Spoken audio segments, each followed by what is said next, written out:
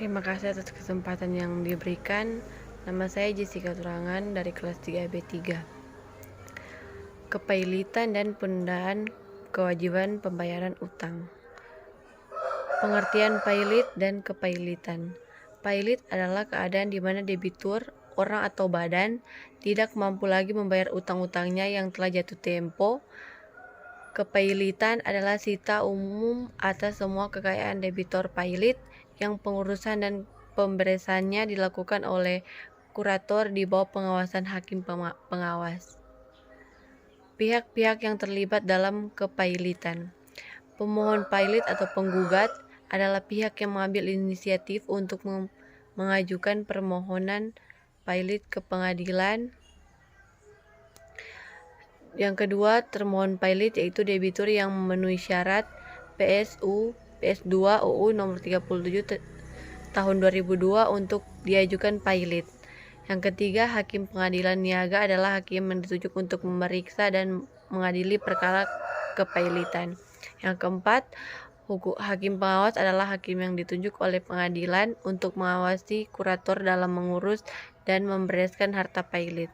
Yang kelima, kurator adalah balai harta peninggalan atau orang perseorangan yang diangkat oleh pengadilan untuk mengurus dan membereskan harta debitor pailit di bawah pengawasan hakim pengawas. Yang keenam, panitia kreditur, yaitu pihak yang mewakili kepentingan para kreditur dalam kepailitan. Termohon kepailitan, debitor yang mempunyai 2 atau lebih kreditor dan tidak membayar lunas sedikitnya satu utang yang telah jatuh pada waktu dan dapat ditagih, dinyatakan pailit dengan putusan pengadilan, baik atas permohonannya sendiri maupun atas permohonan satu atau lebih kreditornya. Pihak yang dapat dipailitkan. Yang pertama, setiap orang yang menjalankan atau tidak menjalankan perusahaan. Yang kedua, badan hukum, PT, firma, koperasi, BUMN atau BUMD, dan badan hukum lainnya. Yang ketiga, harta warisan dari seseorang yang meninggal dunia jika pada masa hidupnya orang tersebut berada dalam keadaan pailit. Yang keempat, seorang istri yang dengan tenaga sendiri melakukan suatu pekerjaan tetap atau suatu perusahaan atau mempunyai kekayaan sendiri. Pemohon kepailitan. Yang pertama, debitur sendiri. BI jika debitur adalah bank. OJK jika debitur adalah perusahaan efek, bursa efek, lembaga clearing dan penyimpanan, lembaga penyimpanan dan penyelesaian modal. OJK jika debitur adalah perusahaan asuransi, perusahaan reasuransi, dana pensiun, atau badan usaha milik negara yang bergerak di bidang kepentingan publik. Yang kedua, kerjasama jika alasannya adalah untuk kepentingan umum. Yang ketiga, kreditur. Jenis kreditur. Yang pertama, kreditur separatis adalah kreditur yang memiliki hak tanggungan tingkat pertama. Yang kedua, kreditur preference adalah kreditur yang diistimewakan karena UU atau kreditur yang memiliki HT tingkat kedua. Yang ketiga, konkuren adalah kreditor yang tidak memiliki anggunan dan tidak didahulukan karena UU, yang dapat menjadi koruptor. Yang pertama, perseorangan atau persekutuan perdata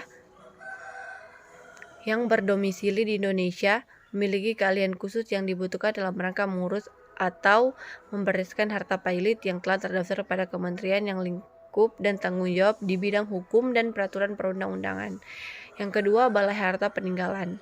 Dalam hal debitor, kreditor atau pihak yang berwenang mengajukan permohonan pernyataan pailit tidak mengajukan usul pengangkatan kurator kepada pengadilan.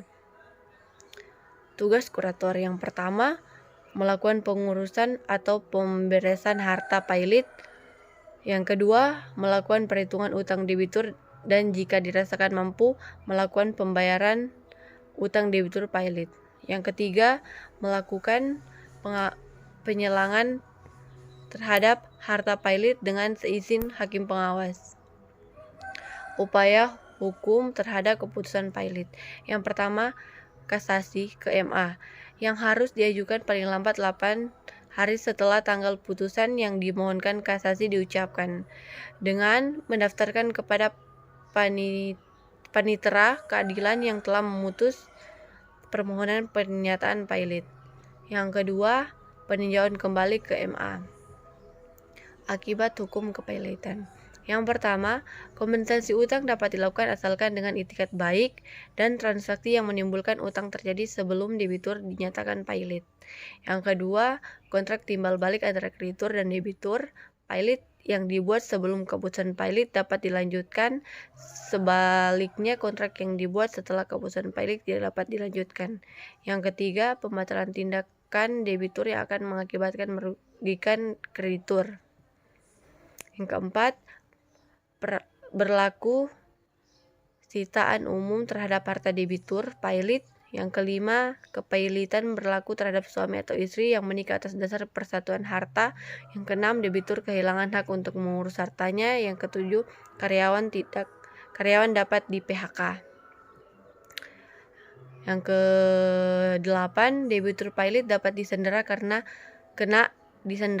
dan paksaan badan.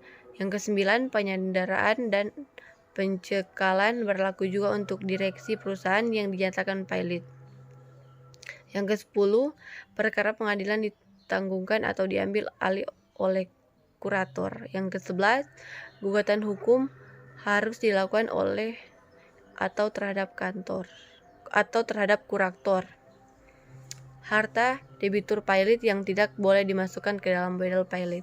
Yang pertama, benda, termasuk hewan yang benar-benar dibutuhkan oleh debitor sehubungan dengan pekerjaannya, perlengkapannya, alat-alat medis yang dipergunakan untuk kesehatan, tempat tidur, dan perlengkapan yang dipergunakan oleh debitor dan keluarganya, yang bahan makanan untuk 30 hari dibagi debitor dan keluarganya yang terdapat di tempat itu. Yang kedua, segala sesuatu yang diperoleh debitor dari pekerjaannya sendiri sebagai pengajian dari suatu jabatan atau jasa, sebagai upah pensiun,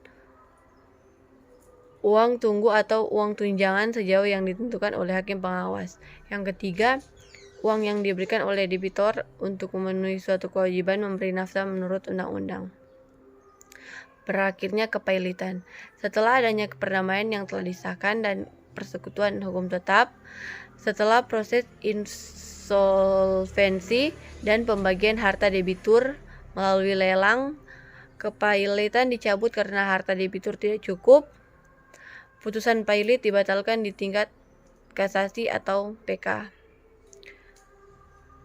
Penundaan kewajiban pembayaran utang merupakan suatu masa yang diberikan UU melalui putusan hakim niaga di mana dalam masa tersebut kepada pihak kreditur dan debitur diberi kesempatan untuk memusyawarahkan cara-cara pembayaran utangnya dan memberikan rencana pembayaran seluruh atau sebagian utangnya, termasuk jika perlu merestrukturisasi utangnya.